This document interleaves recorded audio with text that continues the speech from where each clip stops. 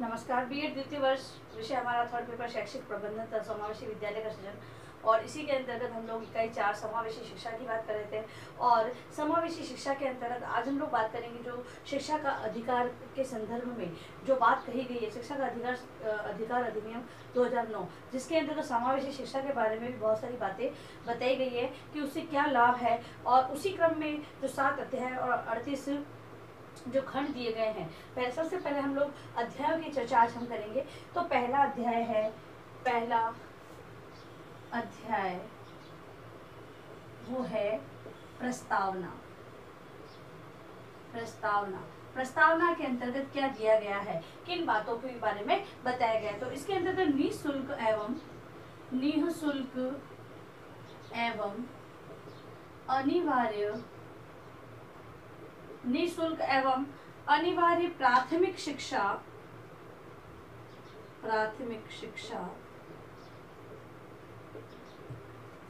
विधेयक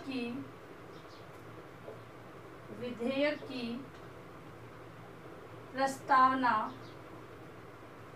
प्रस्तावना में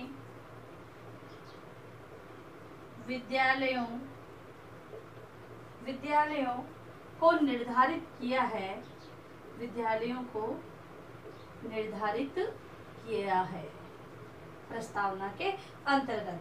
इस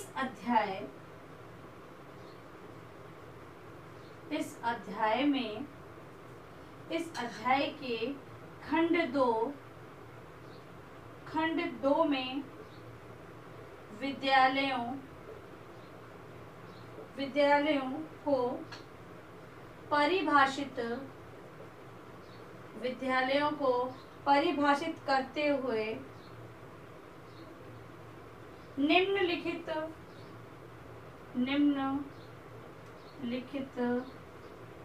4 प्रकार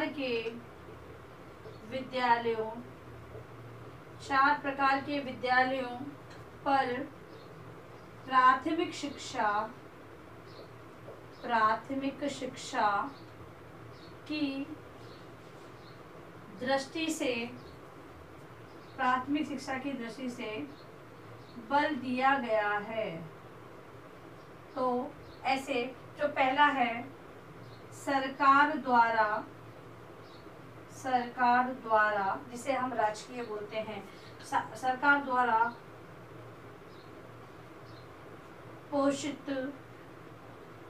द्वारा पोषित एवं संचालित विद्यालय।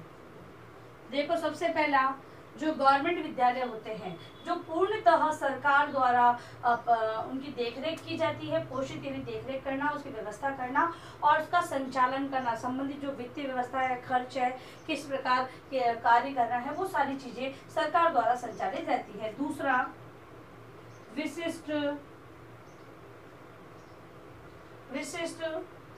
विद्यालय जिसके अंतर्गत केंद्रीय और नवोदय आदि। दूसरे हैं जो दूसरे विद्यालयों की बात करी गई है, जो केंद्रीय विद्यालय होता है उसकी बात की गई है, केवीएस जो होते हैं, और एक नवोदय विद्यालय जिसके अंतर्गत विद्यार्थियों का सिलेक्शन कक्षा 5 में एग्जाम लेके कक्षा 6 में होता है, और कक्षा 8 में जो एग्जाम लिया जाता है तो 9th में होता है। इस प्रकार से 11 12 मतलब कि अगर प्रारंभ से लेना है तब भी ले सकते हैं। तो ये वाले जो विद्यालय होते हैं ये विशिष्ट प्रकार के विद्यालयों के अंतर्गत आते हैं। 2 प्रकार के बताए, सरकार द्वारा और ये विशिष्ट। अब तीसरा विद्यालय, 4 विद्यालयों की बात की गई है, 2 मैंने बताया। तीसरा है सरकार द्वारा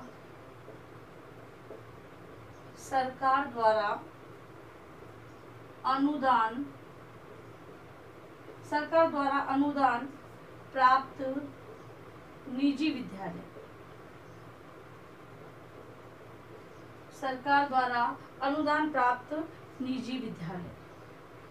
देखिए, इसमें स्वामित्व तो निजी होता है, लेकिन सरकार है कुछ अपना अनुदान देते हुए इन विद्यालयों का संचालन करती है। ठीक है, ये पूर्णतः स्वपोषित नहीं होते हैं, सरकार इसके अंतर्गत कुछ राशि प्रदान करती है। लेकिन अभी अगर वर्तमान की बात करें तो ये जो अनुदानित विद्यालय हैं वो समाप्त हो चुके हैं। इनकी जगह जो अनुदान प्राप्त विद्यालय, एडेड जो स्कूल्स थे, उनको सरकार के अंतर्गत ले लिया गया है और उन अध्यापकों को भी सरकारी विद्यालय के अंतर्गत अध्यापक के रूप में स्वीकृत कर लिया गया है। ठीक है, ये तीसरे प्रकार। और चौथा बनाया है अनुदान न पाने वाले विद्यालय।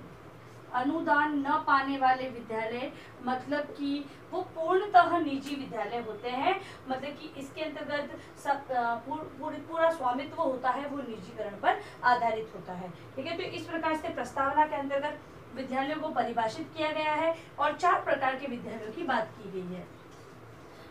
अब दूसरा अध्याय, अध्याय 2 है निःशुल्क एवं अनिवार्य शिक्षा का प्रावधान। अध्याय 2 निःशुल्क एवं अनिवार्य शिक्षा का प्रावधान। तो सरकार ने तो 6 से 14 वर्ष के विद्यार्थियों के लिए निःशुल्क और अनिवार्य शिक्षा का प्रावधान किया है। बहुत सी बातें और भी बताई गई है इसमें। तो निबंधात्मक प्रश्न के रूप में आपके बनता है, तो उसको थोड़ा ध्यान से देखें। विधेयक के दूसरे अध्याय में, विधेयक के दूसरे अध्याय में निःशुल्क एवं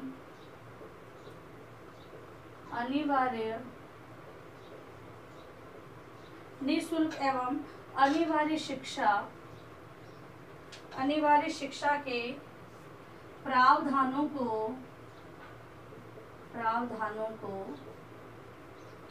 स्पष्ट किया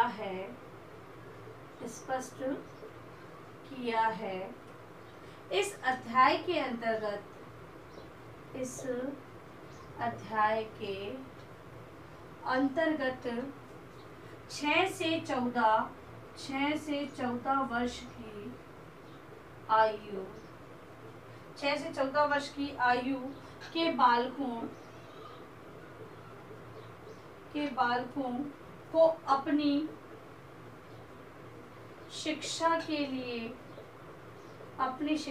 लिए कोई व्यय नहीं देना होगा, कोई व्यय नहीं देना होगा। यदि कोई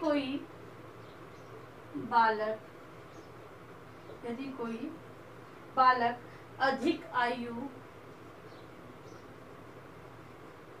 अधिक आयु का है,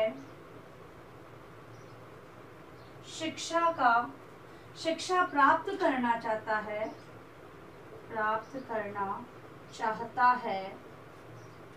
तब भी उससे कोई शुल्क नहीं लिया जाएगा। ये बात है अनिवार्य और निःशुल्क शिक्षा की, और ये प्राथमिक शिक्षा के लिए है। किसी भी बालक को न तो विद्यालय प्रवेश से रोका जाएगा और न ही शिक्षा पूरी होने से पूर्व विद्यालय से निकाला जाएगा। देखिए, अनिवार्य निःशुल्क शिक्षा 6 से 14 वर्ष के लिए दी जा रही है, लेकिन उम्र ज़्यादा होने पर भी अगर कोई विद्यार्थी शिक्षा, बालक की आयु अधिक होने पर भी वो प्राथमिक शिक्षा प्राप्त करना चाहता है तो उससे कोई शुल्क नहीं लिया जाएगा और किसी भी विद्यार्थी को विद्यालय से प्रवेश से नहीं रोका जाएगा और न ही किसी को शिक्षा पूरी होने से पूर्व निकाला जा सकता है। इस विधेयक के अंतर्गत ये बात कही गई है और इसमें ये भी बताया गया है कि बालक की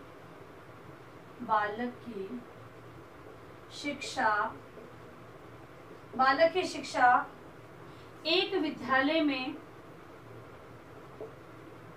पूर्ण होने के पश्चात अन्य विद्यालय में प्रवेश हेतु व्यवस्था भी की जाए। मतलब कि अगर मान लो प्राथमिक शिक्षा के अंदर भाई हो सकता है कि वहाँ पे जो सामान्यीकरण हुआ उसके अंदर का विद्यालय मर्ज हो गए और वहाँ पर कक्षा 8वीं तक का ही विद्यालय या कक्षा 5वीं तक का ही विद्यालय है तो अन्य विद्यालय में प्रवेश करने के लिए उस विद्यार्थी की व्यवस्था भी की जाएगी कि उसे दूसरी विद्यालय में एडमिशन या स्थानांतरण के लिए व्यवस्था की जाए। विद्यालय प्रबंधकों